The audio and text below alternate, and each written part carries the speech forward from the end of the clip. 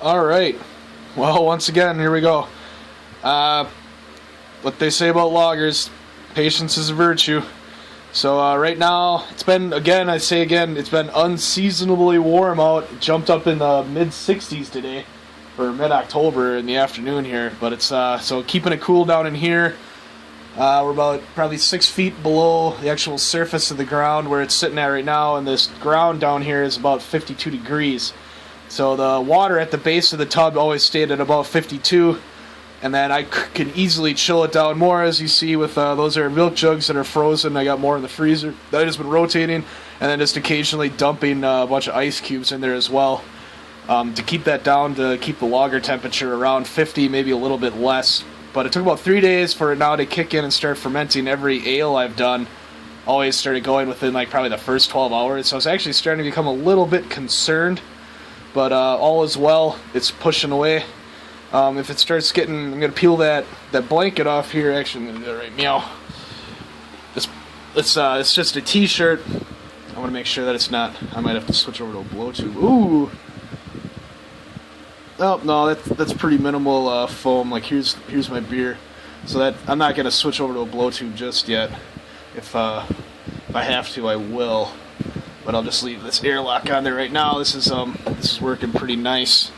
Basically, this is it's just a wet t-shirt. I got it all down in the water, and then it's gonna kind of wicken the water up like a wick in a lantern would.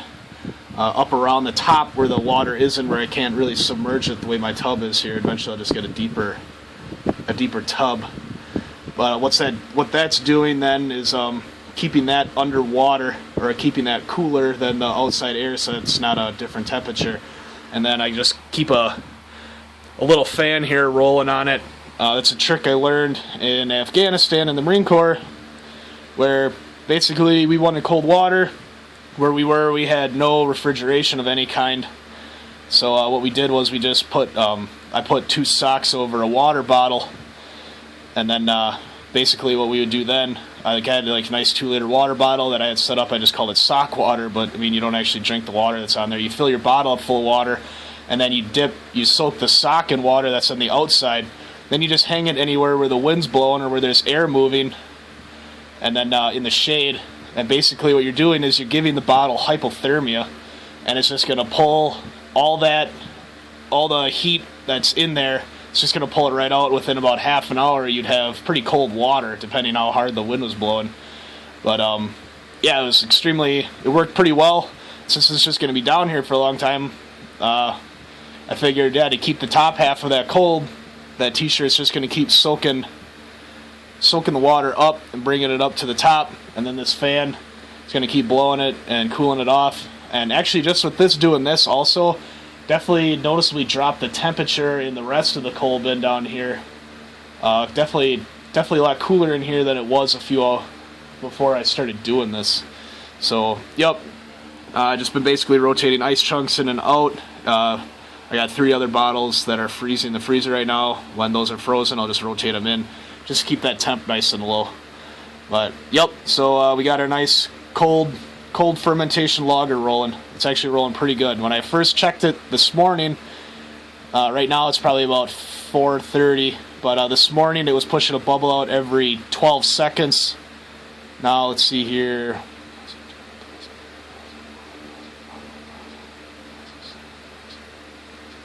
About every 9 to, like every 9 to 7. So it's speeding up.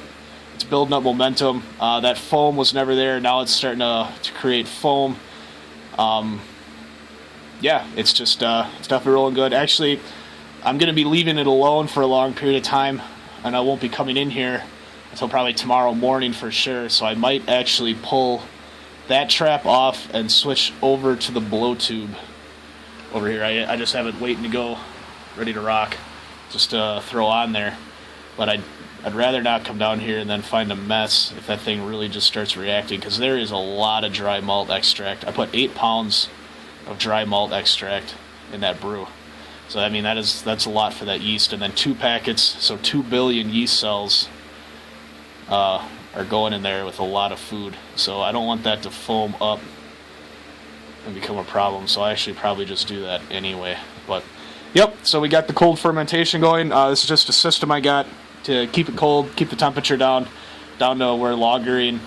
You want to ferment it like around 50 to 40 degrees approximately. Well, it depends. The colder you go, the longer it takes, but then you get a little bit of a higher quality. I'm gonna work with it about 50 for like the next 10 days, and then before I rack it over to the secondary fermenter, then I'm gonna want to definitely keep that one down in the 40s. And I'm hoping by that time, within about probably a week or two, the temperature outside will finally have dropped down in the, at least to be in like the low 50s. That way I can get this easily into the low 40s down in here. But yeah, right now the outside temperature isn't cooperating as much as I thought it would for this time of year. I thought we'd be a little bit cooler by now, but because it dipped down about a week ago, it dipped way down, and I thought, okay, good, I'll brew that up, it's ready to go, and then all of a sudden now it spiked back up again. Hopefully it goes down and stays down for when I got it in the secondary fermenter. That's when the real lagering will happen. So, all right, Cold Bin Brewery signing out.